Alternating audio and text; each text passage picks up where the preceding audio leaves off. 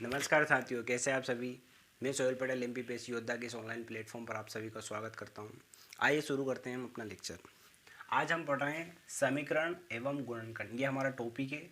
तो समीकरण क्या होता है, गुणनखंड क्या होता है, यही हम आज के लेक्चर में पढ़ेंगे।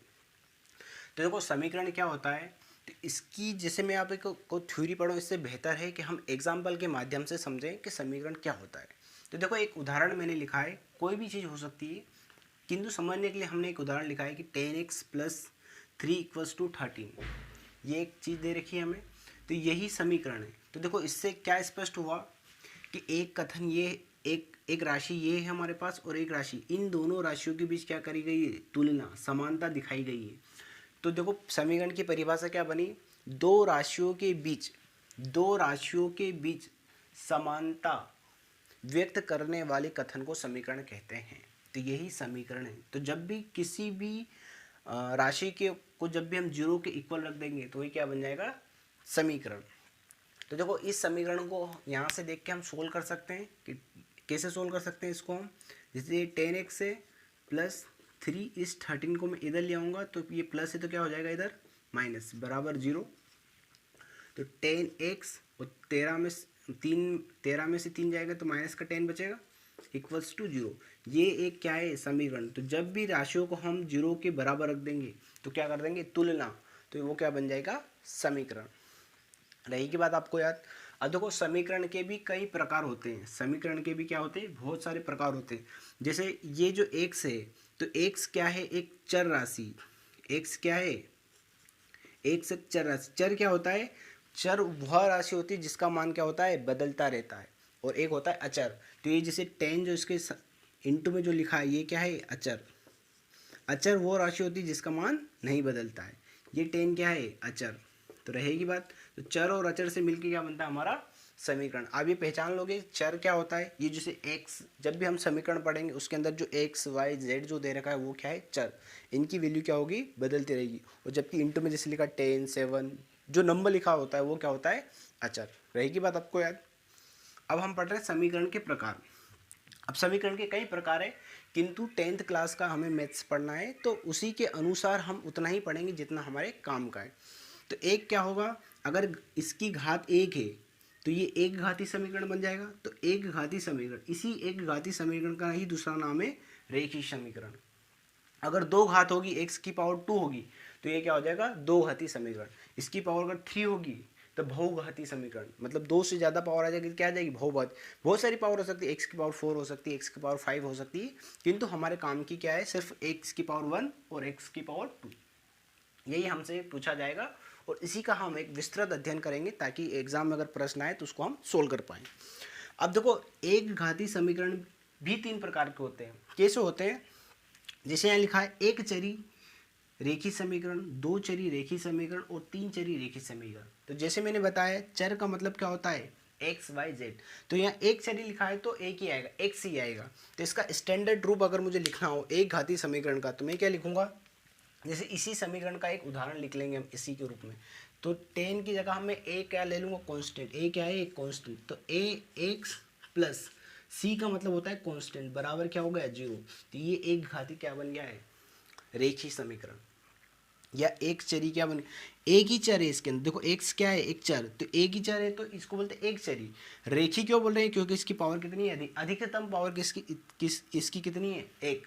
इसलिए क्या बोल रहे हैं इसको रेखी समीकरण। अब देखो, आप खुद बताइए मुझे, दो चरी अगर मुझे बोला है और रेखी समीकरण बोला है तो क्या बनेगा उसकी equation, a x plus b y plus c = 0। तो देखो x और y क्या है, दो, ये क्या हो गए, चर। तो देखो दो चरी, और रेखी का मतलब क्या हुआ, इनकी पावर क्या है, 1।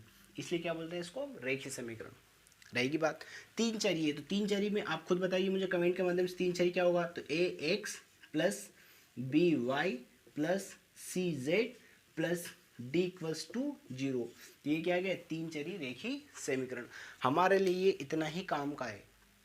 चार चरी समीकरण भी हो सकता है, पांच चरी समीकरण, ये समीकरण बहुत बड़े हो सकते हैं, किंतु व्यवहारिक रूप में हम सिर्फ तीन चरी समीकरण तक ही पढ़ते हैं। और एमपीपीएससी में आपसे मैक्सिमम जो प्रश्न बनेगा वो एक चरी रेखीय समीकरण और दो चरी रेखीय समीकरण से ही बनेगा। रहेगी बात। अब देखो, द्विघाती समीकरण। द्विघाती समीकरण क्या बोल रहा है कि ये जो समीकरण होगा इसमें एक्स या वाई की वैल्यू, एक्स और वाई की जो अधिकतम घात होगी वो कितनी होगी, 2। इसका जैसे स्टैंडर्ड जो समीकरण होता है वो मैं आपको लिख के बता रहा हूँ। जैसे इसका एक स्टैंडर्ड मान होता है a x square plus b x plus c equals to 0। तो देखो एक्स की अधिकतम घात कितनी है, 2, इसीलिए बोलते हैं इसको द्विघाती समीकरण। और एक्स क्या है, एक चर, तो ये क्या बना है, द्विघाती, एक चरी द्विघाती समीकरण, एक ही चर है इसके अंदर, यही हमारे लिए इम्पोर्टेंट है। तो ये हम, अब मैं इसको रफ करूंगा और आगे हम और समझेंगे कि एक चरी रेखीय समीकरण को, दो चरी रेखीय समीकरण को हम कैसे सोल्व कर सकते, यदि हमसे अगर प्रश्न आएगा तो हम कैसे सोल्व करेंगे। एक और मैं आपको एक चीज़ बताता हूँ, एमपीपीएससी में एक बार ये प्रश्न आया था कि x plus b y plus c equals to के रूप एक इक्वेशन दे रखी थी और उसने बोला था ए बी और सी का मान ज्ञात की। तो ये एक स्टैंडर्ड फॉर्मूला है हमारे पास, इससे हम किसी भी चीज़ की क्या करेंगे, तुलना, और हम उसकी क्या निकालेंगे, मान। तो आप इसका स्क्रीनशॉट ले लीजिए, मैं रफ करूँगा और इसके बाद हम और समझते हैं। ठीक है दोस्तों, अब हम पढ़ रहे हैं रेखीय समीकरण। तो रेखीय समीकरण में हमने 3 प्रकार पढ़ा है, एक चरी रेखीय समीकरण, दो चरी रेखीय समीकरण और 3 चरी रेखीय समीकरण। तो क्या होता है एक चरी रेखीय समीकरण, तो देखो एक चरी का मतलब है सिर्फ इसमें एक ही वेरिएबल आएगा, तो एक से ही आएगा। देखो इसमें लिखा a x plus c equals to 0। A क्या है यहाँ पे, कांस्टेंट वैल्यू, सी भी क्या है, कांस्टेंट वैल्यू। जैसे इसका उदाहरण लिखा है 10x प्लस 3 इक्वल्स टू 0। यदि अगर इस प्रकार का समीकरण हो और मुझे पहचानना हो कि ये कैसा समीकरण है, तो देखो इसमें मैं देखूंगा चर एक्स वाई जेड, देखूंगा तो सिर्फ एक से एक ही है, तो ये क्या है, एक चर, और इसकी घात कितनी, एक, तो रेखीय समीकरण या एक चरी एक घाती समीकरण इसको मैं बोलूँगा। रहेगी बात आपको याद। इसको अगर मुझे सोल्व करना है तो हमेशा इसमें अगर ये बोल दे मुझे कि ए और सी की वैल्यू ज्ञात करिए, तो ये एक स्टैंडर्ड रूप होता है, इक्वल्स टू हम 0 रखेंगे, तो इस समीकरण को भी हम क्या करेंगे, इसी रूप में लेके आएंगे। तो ये 13 को क्या करूँगा, मैं इधर ले के आ जाऊँगा, तो 10x प्लस 3 माइनस, ये इधर आएगा तो ये क्या बन जाएगा, माइनस का। अगर ये माइनस होता है तो इधर क्या हो जाता, प्लस। तो इसको सोल्व करूँगा तो ये क्या आएगा, 10x माइनस 10 बराबर 0। तो देखो यहाँ पे ए की वैल्यू कितनी है, 10, और सी की वैल्यू कितनी है, कमेंट करके बताइए आप सी की वैल्यू कितनी है, -10 है कि +10 है, तो -10, देखो 10 क्या है, माइनस के साथ, तो सी की वैल्यू क्या आएगी, माइनस। एमपीपीएससी में इसी प्रकार से एक प्रश्न पूछा था, उसमें a x plus b y plus c के रूप में इक्वेशन दे रखा था, उसमें ए बी सी का मान पूछा था उसने। रहेगी बात आपको याद, एक इक्वेशन दे रखी थी, उसको बोला था इसको a x plus b y plus c के रूप में उसको बदलिए और ए बी सी का मान बताइए। 3 नंबर में ये प्रश्न आया था, अब तो ये 2 नंबर का हो गया। तो बना सकते हो आप इसको, इस प्रकार के प्रश्नों को। एमपीपीएससी के जो 2014 से लेकर जितने भी प्रश्न मैथ्स के, हम पूरा सिलेबस पढ़ने के बाद उनको सोल्व करेंगे, और मैं आपको 100% गारंटी देता हूँ सारे प्रश्न मैं जो पढ़ा रहा हूँ उसी से हम सोल्व करेंगे, उससे बाहर कुछ भी नहीं आएगा। मैथ्स में हम 30 में से 30 नंबर ला सकते हैं बच्चों। रहेगी बात याद। अब हम पढ़ रहे दो चरी मतलब इसमें क्या आएगा, एक्स और वाई। तो देखो ये लिखा है a x plus b y plus c equals to 0। तो मैंने 2 समीकरण बनाए हैं, तो या मैं अगर एक जैसा लिख देता a x plus b y plus c equals to, दोनों समीकरण एक जैसे हो जाते हैं, इसलिए मैंने ए को A1 B1 C1 A2 B2 C2 लिया है। रहेगी बात आपको।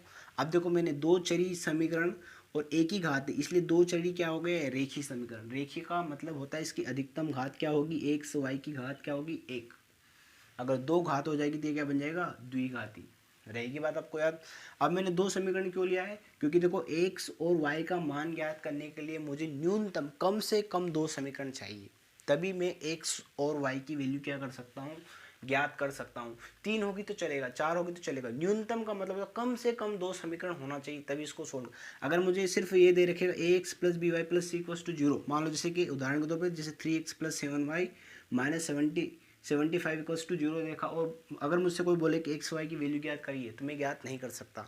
मुझे कम से कम 2 समीकरण चाहिए। तो देखो ये 2 समीकरण है, तभी मैं एक्स और वाई की वैल्यू क्या कर सकता हूँ, ज्ञात कर सकता हूँ। और एक्स और वाई की वैल्यू ज्ञात करने की भी बहुत सारी मेथड है हमारे पास कि हम इसको सोल्व कैसे कर सकते हैं। अभी ये पढ़ने के बाद हम इसी के ऊपर आएंगे कि इसको हम कैसे सोल्व कर सकते हैं, ये याद रहेगा। तीन चरी समीकरण अगर आएगा, जैसे एक्स वाई जेड, ये 3 क्या है, चर। तो 3 चरी समीकरण को अगर हमें सोल्व करना है तो न्यूनतम कम से कम हमें कितने समीकरण चाहिए, 3, तभी हम क्या कर सकते हैं, इसको सोल्व कर सकते हैं। तो इसको सोल्व करने का तरीका भी बहुत आसान है। अगर हमने 2 चरी समीकरण को सोल्व कर लिया तो हम 3 चरी समीकरण को भी सोल्व कर सकते हैं। रहेगी बात आपको याद। तो आप स्क्रीनशॉट ले लीजिए, मैं रफ करके हम पढ़ेंगे 2 चरी समीकरण को कैसे सोल्व कर सकते हैं। ठीक है दोस्तों, हमने अभी दो समीकरण लिए हैं और इन दो समीकरण को हमें क्या करना है, सोल्व। तो सोल्व करने में हमें क्या ज्ञात करना है, एक्स और वाई की वैल्यू फाइंड करना है। तो एक्स और वाई का मान ज्ञात करने की भी बहुत सारी टेक्निक्स है, आज हम उन्हीं को पढ़ रहे हैं।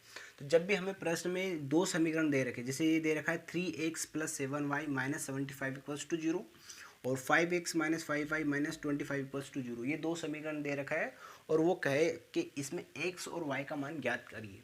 तो x और y का मान ज्ञात करने के लिए हमारे पास बहुत सारी मेथड है। हम सिंपल से सिंपल तरीके में इसे कैसे ज्ञात कर सकते हैं, कम से कम शब्दों में से कैसे निकाल सकते हैं, वही हम पढ़ते हैं। तो आइए हम शुरू करते हैं अपना लेक्चर। तो जब भी हमें इस प्रकार का प्रश्न दे रहे तो सबसे पहले हम क्या लिखेंगे, दिया है। हम यहाँ पे पूरी प्रोसेस के साथ लिखेंगे, हमें क्या कर रखा है, दिया है ये, और इसी को क्या मान लिया मैंने, समीकरण 1, और इसी को क्या मान लिया मैंने, समीकरण 2। ये दो समीकरण मैंने मान लिया।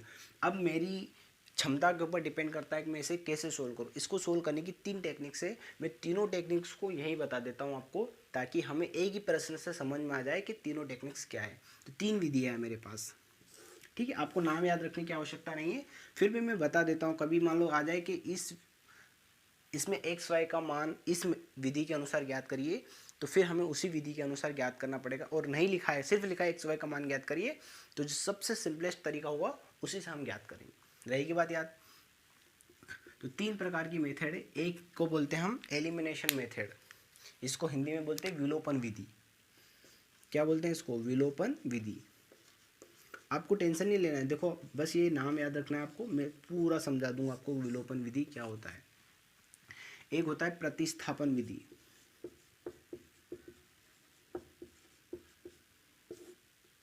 इसको बोलते हैं सब्स्टिट्यूशनल मेथड, और एक होती है तिर्यक गुणा विधि, तिर्यक गुणा विधि, इसी को बोलते हैं क्रॉस प्रोडक्ट मेथड। सिर्फ आपको नाम याद रखना है, बिल्कुल लोड नहीं लेने की आवश्यकता है। मैं पूरा आपको इसी उदाहरण, देखो हम जो पढ़ रहे हैं, हम थ्योरी को बाद में पढ़ रहे हैं, पहले एग्जाम्पल को पढ़ रहे हैं, ताकि हमारे दिमाग में चीज़ें क्या हो, फिट हो जाए, हम सिर्फ उदाहरण के माध्यम से समझ सके कि कौन सी विधि जब हम सोल्व करते हैं तो कौन सी विधि उसके अंदर लग रही है। अब देखो विलोपन विधि क्या बोलती है, विलोपन का मतलब होता है कि या तो एक्स को आप गायब कर दिए या वाई को आप गायब कर दिए, विलुप्त कर दीजिए आप, इसी को बोलते हैं विलोपन विधि। तो देखो मैं एक्स और वाई को कैसे विलोपित कर सकता हूँ, आप खुद बताइए मुझे। या तो समीकरण 1 और 2 में मैं क्या कर दूँ, एक्स का मान क्या कर दूँ, बराबर कर दूँ, ठीक है। या मैं क्या कर दूँ, वाई का मान बराबर कर दूँ और दोनों समीकरण को क्या कर दूँ, आपस में घटा दूँ या जोड़ दूँ। तो अगर एक्स और वाई गायब हो जाएगा तो इसी को क्या बोलते हैं, विलोपन विधि। तो मैं कैसे कर सकता हूँ, किसी भी समीकरण में एक्स का मान या वाई का मान मैं कैसे बराबर कर सकता हूँ। देखो यहाँ पे लिखा है 3, अगर इस 3 का इंटू इस समीकरण में कर दूंगा तो क्या बन जाएगा, 15। हमेशा ऐसा करना है आपको, एक्स के इंटू में जो भी लिखा है इसका इंटू हम या तो इसमें कर दें, रहेगी बात, या अगर y को हमें गायब करना है तो y के इंटू में जो भी लिखा है इसका इंटू हम इसमें कर दें।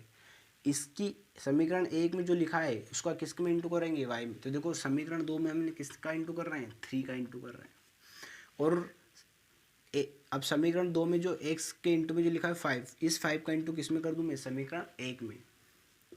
तो दो को x का मान बराबर हो जाएगा कि नहीं हो जाएगा, देखो कैसे हो जाएगा, जैसे मैं 5 का इंटू इसमें करता हूँ। तो ऐसा पूरा लिखना है हमें, क्या लिखना है, क्या लिखना है कि समीकरण, सबसे पहले क्या लिखे, समीकरण 1 में, ये बहुत आसान है बेटा, आपको बिल्कुल लोड लेने की आवश्यकता है। जिसको भी आपको क्या करना है, विलुप्त करना है, एक्स को विलुप्त करना है तो एक्स का ऊपर वाले का नीचे इंटू कर दें, नीचे वाले को ऊपर इंटू कर दें, एक्स गायब हो जाएगा। या अगर वाई आपको लगता है मुझे तो वाई गायब करना है तो वाई के इंटू में जो भी लिखा है उसका इंटू हम समीकरण 2 में कर देंगे, यहाँ के वाई का इंटू समीकरण 1 में कर देंगे, तो वाई क्या हो जाएगा, विलुप्त। इसी को विलोपन विधि कर, जो आपको अच्छा लगे वो कर सकते हो, ठीक है। तो समीकरण 1 में बहुत आसान नहीं लिखना है, समीकरण 1 में आप खुद बताइए मुझे कमेंट के माध्यम से किसका इंटू करेंगे। समीकरण 1 में 5 से ये 5 का, तथा समीकरण 2 में, अब देखो समीकरण 1 में इंटू कर, समीकरण 2 में हम किसका करेंगे, समीकरण 2 में 3 से गुणा करके घटाने पर। अब देखो मैंने घटाया क्यों है, क्योंकि देखो ये दोनों प्लस है, तो इसको माइनस करूँगा तभी तो ये विलुप्त होगा। अगर यहाँ पे माइनस होता तो फिर मैं क्या करता, सिर्फ जोड़ देता दोनों को। रहेगी बात, जैसे कि यहाँ पे क्या है प्लस और माइनस, तो फिर मुझे माइनस करने की आवश्यकता नहीं, सिर्फ जोड़ दूंगा तो ये क्या हो जाएगा माइनस। तो इंटू करके बताइए मुझे क्या बनेगा। जैसे मैं इसमें 5 का इंटू कर रहा हूँ तो कितना बन जाएगा 15x, रहेगी बात याद, प्लस साथ में मैं 5 का इंटू करूँगा क्या आ जाएगा 35y, माइनस और 75 में 5 का इंटू करूँगा तो क्या आ जाएगा 5 इंटू 5 कितना होगा 25 का 5 आता है 2 और 7 5 35 और 2 कितना हो जाएगा 37। माइनस है तो माइनस ही रहेगा, और जीरो में भी इंटू करूँगा तो क्या आ जाएगा 0।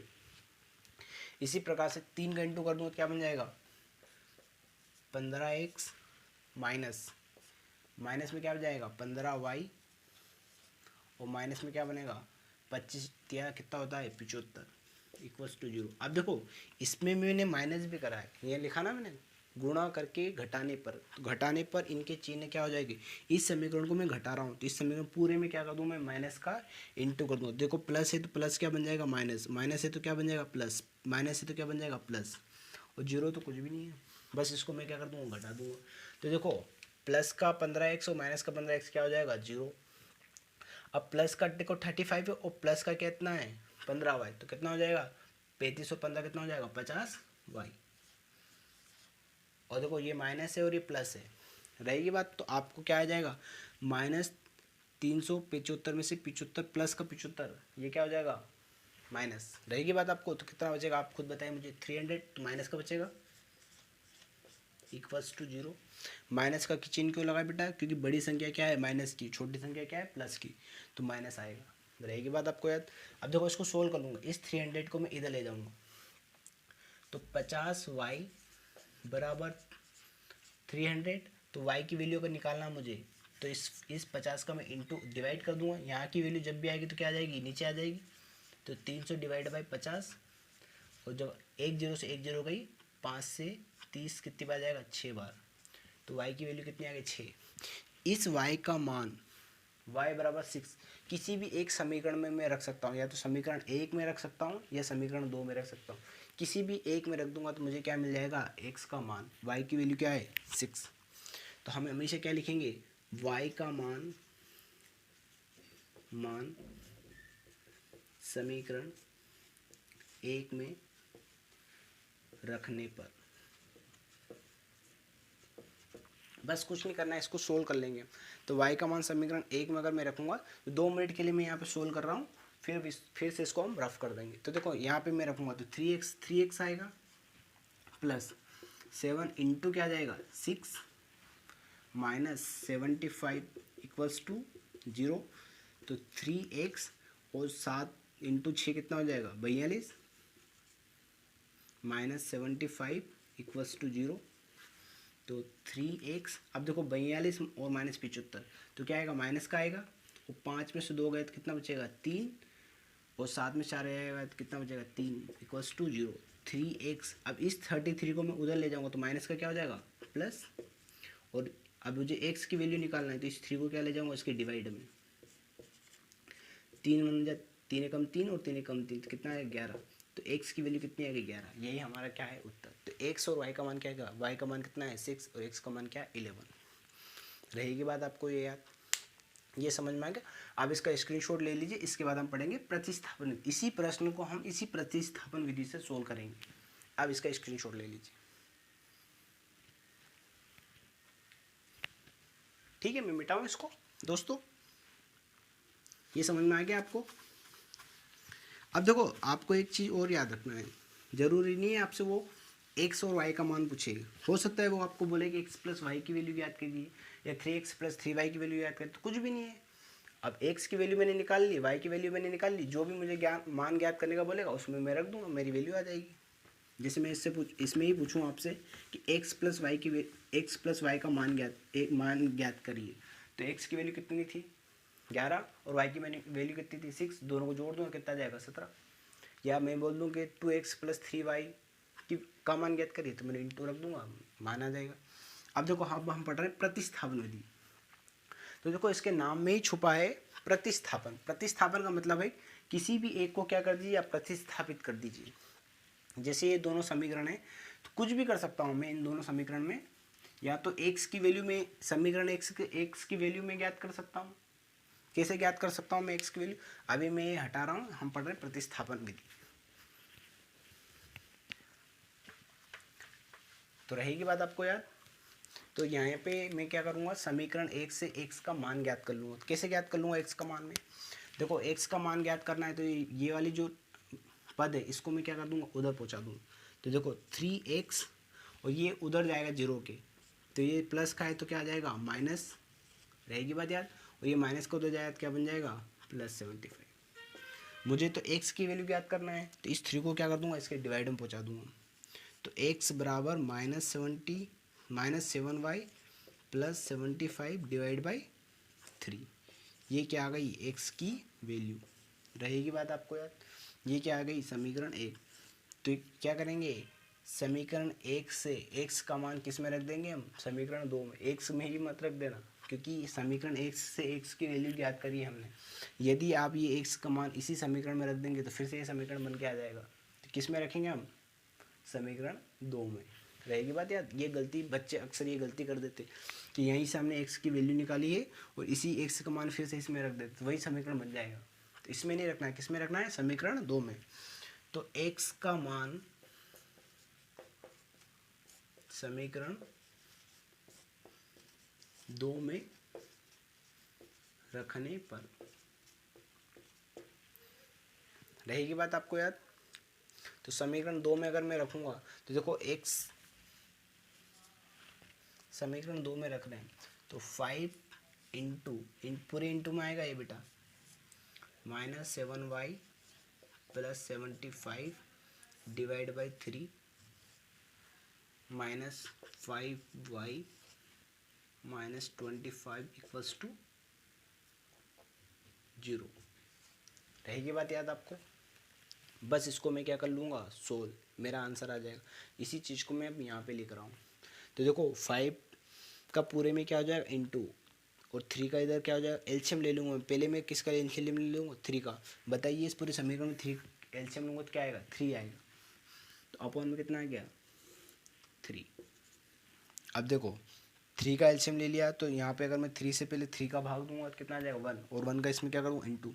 तो 5 भी इंटू में, तो माइनस कितना आ जाएगा, 35y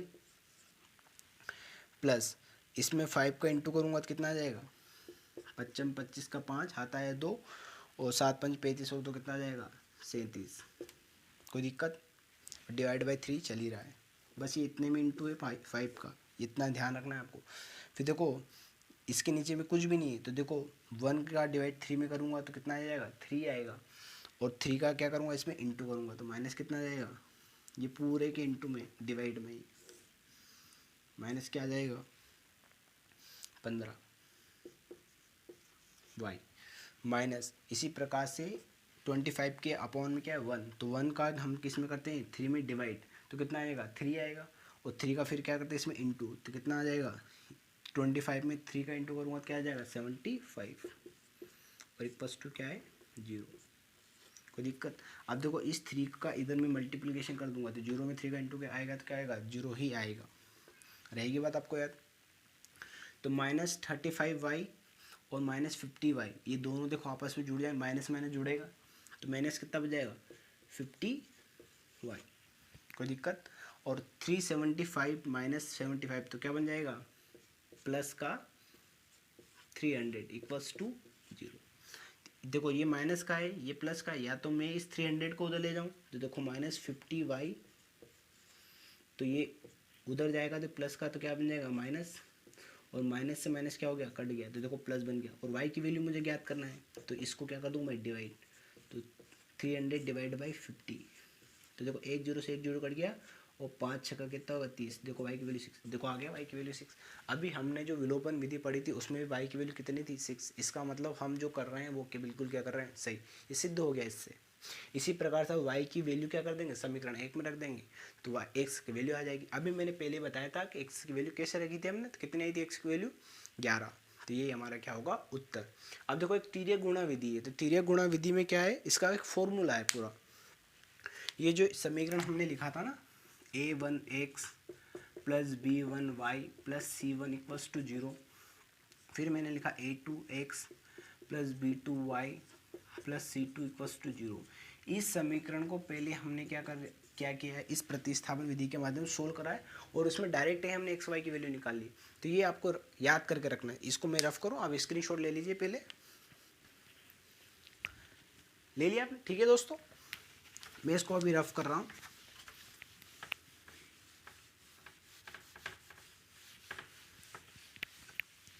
अब देखो तिर्यक गुणा विधि क्या बोलती है कि आप ये रखिए x, इसके डिप अपॉन में कुछ आएगा, ये है y, इसके अपॉन में कुछ आएगा, और ये है 1, इसके अपॉन में कुछ आएगा। तो देखो यहाँ पे x के अपॉन में जो आता है नंबर, तो आपको इतना सा याद रखना है, x के अपॉन में जो आएगा तो x को छुपा लेंगे, बाकी इनका क्या करेंगे, तिर्यक गुणा। देखो b1 का इंटू किस में करेंगे, c में, और इसका इंटू किस में करेंगे, देखो तो क्या बन जाएगा यहाँ b1 c2 minus c1 b2। देखो तिर्यक गुणा हुआ, इसीलिए इसका नाम है तिर्यक गुणा विधि। ये आपको समझ में आया? तो कोई याद करने की आवश्यकता नहीं, बस आपको ये स्टैंडर्ड समीकरण याद रखना है। इसी प्रकार से मैंने रखा है y, अब y को छुपा लेना है हमें और तिर्यक गुणा करना है। तो पहले इसका गुणा करेंगे बेटा, तो क्या आएगा c1a2 माइनस c2a1। कोई दिक्कत? अब c1 को हम छुपा लेंगे तो क्या आ जाएगा तिर्यक गुणा में, a1b2 माइनस b1a2। यही हमारा क्या है, तिर्यक गुणा विधि। अब देखो मुझे यहाँ पे x और y की वैल्यू ज्ञात करना है। देखो अब तिर्यक गुणा विधि को हम इसलिए प्रीफर नहीं करते हैं क्योंकि इसको क्या करना पड़ेगा, पहले इस समीकरण में हमें लिखना पड़ेगा कि ये है क्या है, मानक समीकरण। फिर इस मानक समीकरण से हमें a b की वैल्यू यहाँ से निकालना पड़ेगी। देखो अगर इसमें देखोगे आप, एक अगर ये समीकरण दे रखा और बोला है आपको तिर्यक गुणा विधि से सोल्व कीजिए, तो ये समीकरण लिखा है, पहले मैं ये समीकरण लिखूँगा स्टैंडर्ड समीकरण, फिर इस समीकरण एक की इस समीकरण एक से तुलना करूँगा। तो देखो a1 की वैल्यू क्या आएगी, देखो 3 क्या आएगी, a1 की वैल्यू कितनी आएगी, 3। आप बताइए b1 की वैल्यू क्या आएगी, कितनी आएगी, 7। और c1 की वैल्यू बताइए कमेंट के माध्यम से, c1 की वैल्यू क्या आएगी, प्लस आएगी कि माइनस आएगी, देखो माइनस आएगी, क्योंकि देखो c1 के प्लस में लगा है तो यहाँ पे जो भी पूरा फैक्टर आएगा तो पूरा आएगा वो। अब आप a2 की वैल्यू बताइए, a2 की वैल्यू कितनी आएगी, 5। b2 की वैल्यू कितनी आएगी, -5। ये चिन्ह को जरूर ध्यान रखना। तो इस विधि को हम इसीलिए प्रेफर नहीं करते बच्चों, क्योंकि जैसे जरा से हमने प्लस माइनस की गलती करी, हमारा पूरा समीकरण ही बिगड़ जाएगा। रहेगी बात आपको याद? c2 की वैल्यू बताइए, c2 की वैल्यू क्या आएगी, -25। बस इस समीकरण में आप रख दीजिए और इस समीकरण को इसके किसी के भी बराबर रख सकते हैं। इसको हम इसके ही बराबर रखें क्योंकि हमें x की वैल्यू याद करना है, बस हम सोल्व कर लेंगे, हमारा उत्तर आ जाएगा। मैं एक उदाहरण के तौर पे एक प्रश्न सोल्व कर देता हूँ। कभी भी ऐसा प्रश्न आए हम सोल्व कर सकते हैं, किंतु हम जो प्रेफर करेंगे वो करेंगे सिर्फ विलोपन विधि, क्योंकि विलोपन विधि सबसे सिंपल है, बहुत ही आसान विधि है। रहेगी बात याद? अब देखो मैं सोल्व करके बताता हूँ आपको इसको, ये आपको आगे समझ में। अब देखो x डिवाइड बाय, अब देखो यहाँ लिखा है b1 c2, ये याद रखना पड़ेगा। b1 ढूंढिए आप, यहाँ पे देखो b1 कितना है 7, c2 कितना है 25। तो देखो माइनस भी लिखना है, तो ऐसा ब्रैकेट में लिखना है आपको, सिंपल सा, आपको ऐसे नहीं लिखना है। देखो कुछ बच्चे क्या करते हैं गलती, -25 लिख दे, बेटा ये बिल्कुल गलत हो गया। देखो 7 इंटू -25 ऐसा नहीं होता, ब्रैकेट लगाना है आपको। रहेगी बात आपको याद? फिर है माइनस, फिर है c1, तो c1 में कितना है माइनस, तो देखो ब्रैकेट में माइनस लगाना है आपको। इसीलिए इस विधि को हम प्रेफर नहीं करते, क्योंकि प्लस माइनस की थोड़ी सी हमने अगर गलती करी, हमारा पूरा प्रश्न ही क्या हो जाएगा, गलत। फिर है b2, तो b2 कितना है -5 इक्वल्स टू। रहेगी बात आपको याद? अब हम इसको क्या रखेंगे, y। ये अभी मैं रफ कर रहा हूँ, ये इतना ही बचेगा हमारा।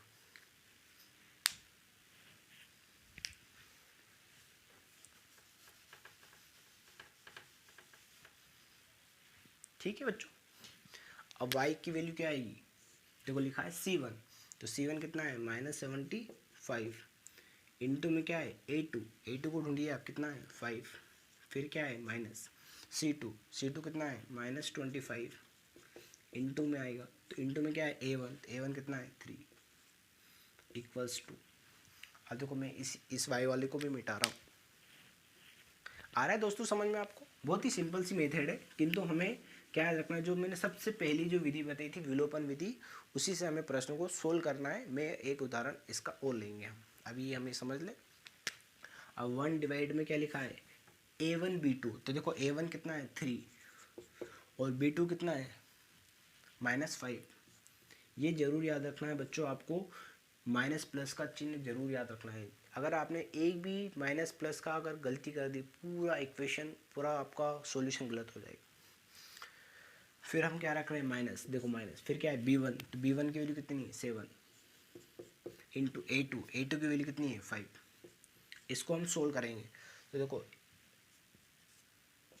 x डिवाइड बाय, अब देखो माइनस और 7, तो माइनस का चिन्ह आएगा, हमेशा माइनस का चिन्ह आएगा। अब देखो 7 पंजे कितना होता है 35 का 5 हाथ आया 3, 7 दूनी 14 और कितना होता है 14 और 3 कितना होता है 17, माइनस आई बस ये माइनस। अब देखो ये भी माइनस, ये माइनस, दो माइनस मिलके दो, जब दो माइनस का गुणा होता है तो वो क्या हो जाता है प्लस, तो रहेगी प्लस। और 75 इंटू 5 कितना होगा, तो 5 इंटू 5 कितना होता है 25 का 5 आता है 2 और 7 पंजे 35 और 2 कितना होता है 37। ये आ गया समझ में आपको इतना, बराबर।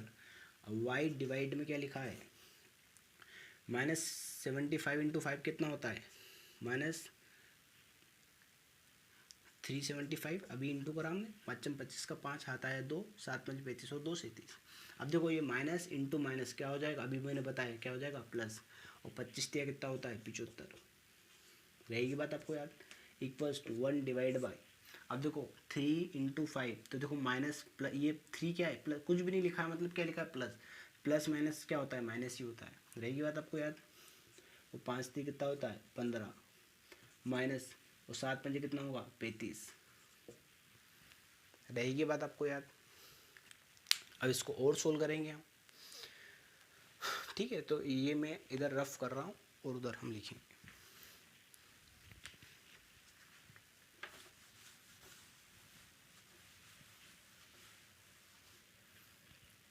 अब आप मुझे बताइए कि x की वैल्यू, x की डिवाइड में क्या है -175 -375, दोनों को जोड़ेंगे देखो, तो 5 और 5 कितना हो जाएगा 10, 10 की क्या है 0, हाथ आया कितना 1, और 7 दूनी 14 और 1 कितना हो जाएगा 15 का 5 हाथ आया 1, और 3 और 1 कितना है 4 और 1 कितना हो जाएगा 5, और ये कितना आएगा माइनस, क्योंकि दोनों क्या है माइनस।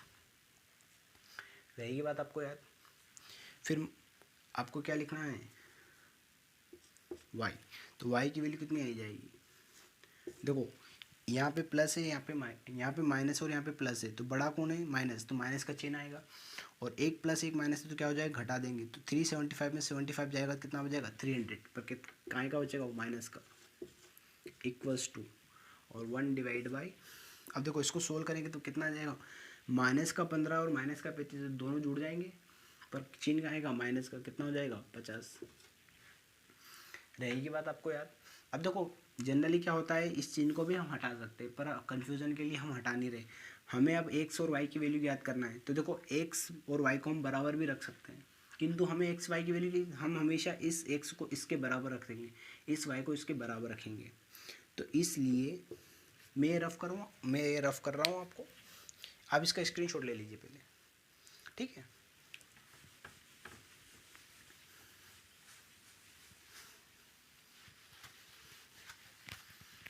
इसलिए x डिवाइड बाई -550 बराबर क्या आया 1/-50, और क्या आ जाएगा y डिवाइड बाई -300 बराबर क्या आ जाएगा 1/-50। रहेगी बात याद, क्योंकि बराबर है, तीनों को हम बराबर रख सकते, किसी के भी बराबर रख सकते हैं, किंतु हमें एक्स वाई की वैल्यू याद करना है, इसलिए हमें हमेशा किसके बराबर रखेंगे इसके। अब देखो सोल्व कर लीजिए, तो माइनस से माइनस क्या हो जाएगा कट जाएगा, या आप ऐसा करिए कि आप इसको पूरे को उधर पहुँचा दिए, एक्स की वैल्यू मुझे फाइंड आउट करना है, तो इसको मैं इधर पहुँचा दूंगा, तो ये माइनस का आ जाएगा 550, और डिवाइड में कितना है -50। तो देखो माइनस से माइनस कट गया, 1 0 से 1 0 कट गई, 5 से कम 5 और 5 से कम 5, देखो x की वैल्यू कितनी आ गई 11, और मैंने आपको तीनों विधि से सोल्व करके बताया x की वैल्यू कितनी आ रही 11। इसका मतलब ये है कि हम जो सॉल्यूशन कर रहे हैं वो क्या कर रहे हैं एकदम बिल्कुल सही, इसी प्रकार से y की वैल्यू मुझे ज्ञात करना है, तो क्या करूँगा मैं, इसको इधर पहुँचा दूंगा, तो माइनस का क्या आ जाएगा 300 डिवाइड बाई क्या इतना आ जाएगा -50 50, ये माइनस से माइनस कट गया, 1 0 से 1 0 कट गई, 5 6 का कितना होता है 30, तो y की वैल्यू कितनी आएगी 6। तो यही क्या है x और y की वैल्यू। अतः अभिष्ट उत्तर क्या हुआ, अभी अतः अभिष्ट x और y की वैल्यू क्या है, x की वैल्यू 11 और y की वैल्यू कितनी आएगी 6, यही हमारा मान है। अब हमसे कुछ भी पूछो x प्लस वाई की वैल्यू ज्ञात करिए, तो x प्लस वाई को जोड़ दूंगा, x square plus y square की वैल्यू ज्ञात करिए, तो इनका भी मान मैं निकाल दूंगा। ये आपको समझ में आ गया। अब देखो विलोपन विधि के कुछ और उदाहरण लेंगे हम एक दो, ताकि हम और अच्छे से प्रैक्टिस कर सकें।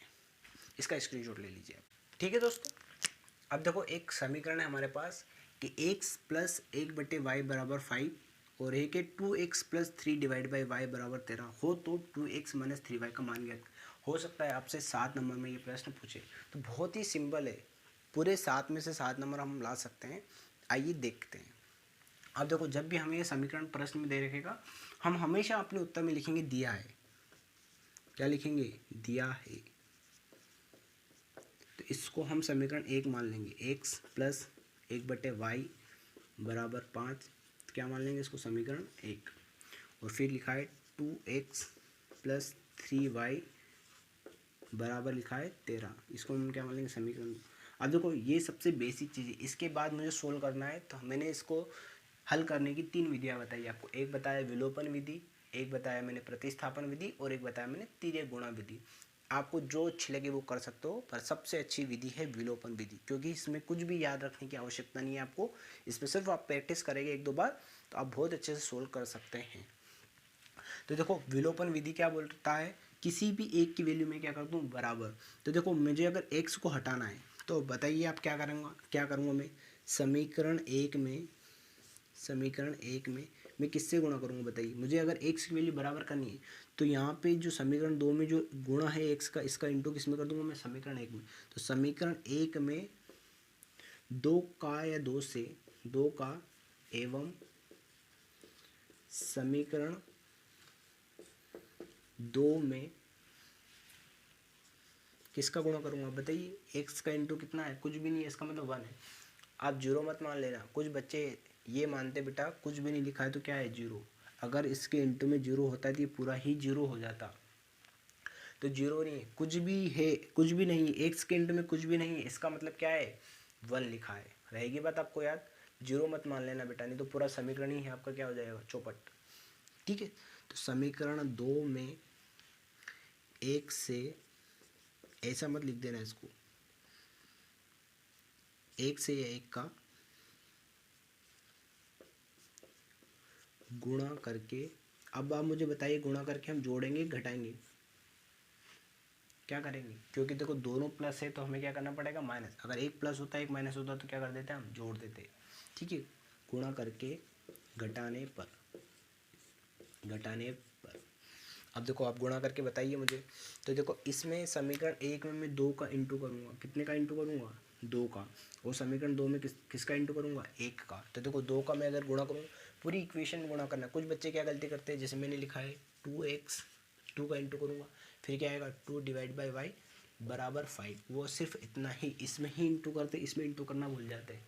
आपको इस 5 में भी इंटू करना है, रहेगी बात आपको याद, क्योंकि छोटी छोटी गलतियाँ, देखो मैथ्स हमें पूरे नंबर भी देता है और जीरो नंबर भी देता है। ठीक है, तो हमें छोटी छोटी गलतियों से बचना है, प्रैक्टिस करना है। मैं आपको इसीलिए बता रहा हूँ ये चीज़ें। देखो ये सब चीज़ें बुकों में कहीं ना कहीं लिखी है, किंतु क्या है हमारे दिमाग में स्लिप हो जाती है। आप एक बार इन चीज़ों को सुन लेंगे, देख लेंगे, तो आप कभी भी गलती नहीं करेंगे। पूरे समीकरण में हमें 2 का इंटू करना है, तो इस 5 में भी 2 का इंटू होगा। कुछ बच्चे क्या करते हैं सिर्फ इसमें इंटू कर देते और लिख देते 5, पूरे में इंटू करना है तो क्या आएगा 10। रहेगी बात आपको याद। फिर देखो इसमें 1 का इंटू करूँगा, तो 1 का इंटू करने में कोई चेंज आएगा क्या, तो पूरा समीकरण ऐसे ही लिख दूंगा मैं, 2x plus 3 divide by y equals to 13। और क्या करना है मुझे, घटाना है।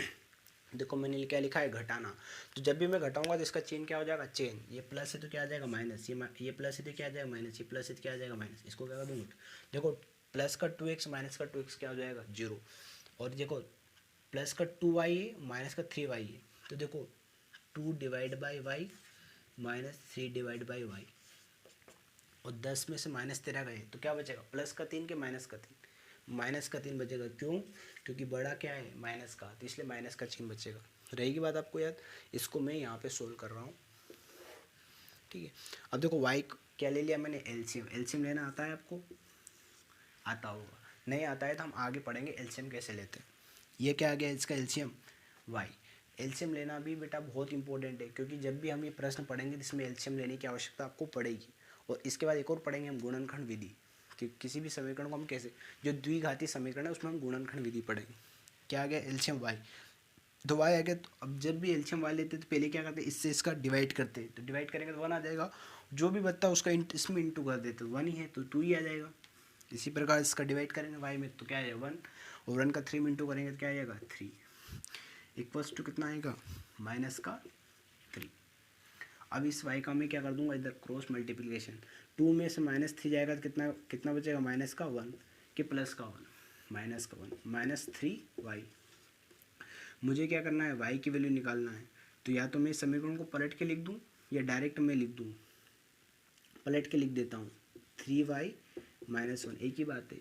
-1 बराबर -3y लिखूँ या -3y बराबर -1 लिखूँ, एक ही चीज़ लिखी। इसको मैं या हम ऐसे भी कर सकते हैं, कैसा कर सकते हैं, मुझे y की वैल्यू निकालना है तो इसको मैं इधर ले आऊँ, ये इसको इधर मैं पहुँचा दूँ, ठीक है। या मैं क्या कर दूँ, दोनों को माइनस से माइनस काट भी सकता हूँ, रहेगी बात आपको याद।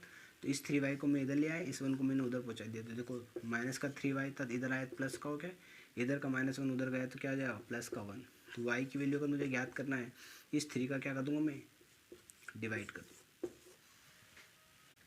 ठीक है दोस्तों। अब देखो y का मान कितना आ गया 1/3, तो y का मान समीकरण, अब देखो आप किसी भी y का मान किसी भी समीकरण में रख, समीकरण 1 में 2 में किसी भी एक समीकरण में आप रख सकते हो y का मान, जिसमें आपको अच्छा लगे। देखो ये सिंबल वाली समीकरण है तो हम समीकरण 1 में रख दें, और जनरली आप समीकरण 1 में ही मान रखिए, कन्फ्यूजन की कोई बात नहीं। पर जो भी समीकरण आपको सिंपल लगे, देखो छोटा रूप है, इसमें कुछ भी इंटू नहीं, जल्दी सोल्व हो जाएगा। तो y का मान समीकरण 1 में रखने पर, तो देखो y का मान समीकरण 1 में रखेंगे हम x प्लस, अब देखो y की वैल्यू कितनी है, तो 1 डिवाइड बाई 1/3 ऐसे रखना है और पूरा ब्रैकेट लगाना है आपको, इक्वल्स टू कितना है 5। अब देखो 1 के बटे में 1/3 है, तो ये जो बटा होता है ना तो ये उल्टा हो जाता है, ये 3 क्या आ जाएगा ऊपर आ जाएगा, तो x प्लस कितना आ जाएगा 3, और डिवाइड बाई क्या है 1, तो 1 को लिखने की आपको आवश्यकता नहीं है। इस 3 को मैं क्या ले जाऊँगा इधर, तो x इक्वल्स टू क्या आ जाएगा 5 - 3, तो x बराबर कितना आ जाएगा 2। रहेगी बात याद आपको। ने हमसे क्या पूछा है कि 2x - 3y का मान ज्ञात कीजिए, तो इसलिए 2x - 3y का मान क्या होगा, तो देखो 2 की वैल्यू मैं रख दूंगा, x की वैल्यू रखूंगा तो कितना है बताइए। अब x का मान कितना है, देखो 2 -3 × y, देखो y की वैल्यू कितनी है 1/3, तो 2 × 2 कितना हो जाएगा 4, माइनस, और 3 से 3 कट जाएगा कितना बचेगा 1। अब कुछ बच्चे क्या करते हैं 3 से 3 को काट देते और लिख देते 0 बच गया, नहीं 3 से 3 कटा है तो 1 बचा है। देखो माइनस नहीं कर रहे, डिवाइड कर रहे हैं हम, है ना, छोटी छोटी चीज़ों से हमें बचना है। तो कितना आ जाएगा 4 में से -1 जाएगा तो कितना बच जाएगा 3। यही हमारा क्या है अभिष्ट उत्तर, अभिष्ट क्या है उत्तर। अगर आप इतना करके आते हो तो आपको पूरे 7 में से 7 नंबर मिलेंगे। मैं इसको रफ करूँगा और एक एग्जाम्पल आपको दूंगा, कमेंट के माध्यम से आप उसका उत्तर मुझे बताइए, ठीक है दोस्तों। तो आपके सामने एक समीकरण लिखा है 6x + 14y - 150 = 0 और x - y - 5 = 0। ये एक समीकरण हमें दे रखा है, उसमें बोला है x² + y² का मान ज्ञात करिए। आप इस समीकरण को सोल्व कीजिए, आपको जो भी मेथड अच्छी लगती है, आपको विलोपन विधि अच्छी लगती है तो विलोपन विधि, प्रतिस्थापन विधि अच्छी लगती है प्रतिस्थापन विधि, और तिर्यक गुणा विधि अच्छी लगती है तो तिर्यक गुणा विधि, इससे सोल्व करिए। सबसे पहले आप x का मान ज्ञात करिए और y का मान ज्ञात करिए, और x और y का मान x² + y² में रख दीजिए आप, आपका क्या आ जाएगा सॉल्यूशन। अब हम पढ़ेंगे द्विघाती समीकरण। चूँकि ये लेक्चर बहुत बड़ा हो गया है इसलिए इसके लिए हम एक अलग ही लेक्चर बनाएंगे। तो आज के लिए इतना ही, और यदि आपको ये वीडियो पसंद आती है तो आप लाइक शेयर एंड सब्सक्राइब जरूर कीजिए।